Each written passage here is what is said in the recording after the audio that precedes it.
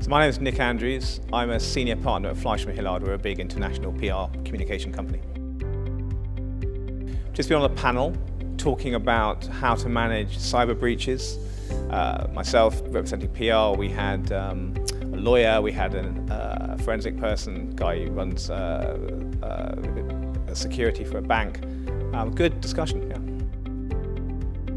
Well, it's important for a number of reasons. One, because increasingly cyber breaches are a threat, and also with GDPR, the interest in data and the sense of data is valuable and it doesn't necessarily belong to companies, it belongs to individuals, is more prevalent. Public opinion is changing, the legal situation has changed, and companies are now much more worried and much more aware of their responsibilities.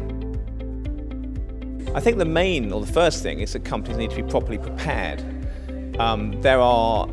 There's lots of sort of vague understanding as to what the responsibilities are, or a lot of expertise in pockets, but actually managing a crisis of any kind requires people to join up, requires silos to be broken down, different team members to bring different things, and there are tensions in any team between, say, the PR people who want to talk and feel it's necessary to communicate, and the legal team who may think that's unnecessary or unwise, and so on and so forth. So those tensions need to be sort of resolved, preferably in advance by practicing, not on the day.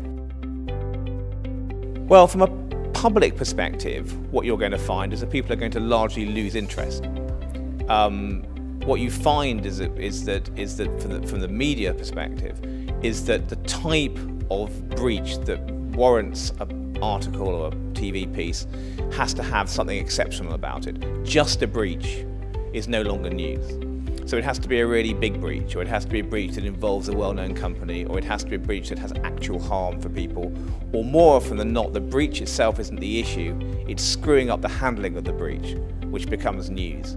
So if you're a company or a chief executive or a CIO and you're thinking about what to do, you have to think about how you're going to handle it subsequently, and particularly publicly, not just around whether or not you're going to get breached. CEOs don't lose their jobs because they've had a cyber breach.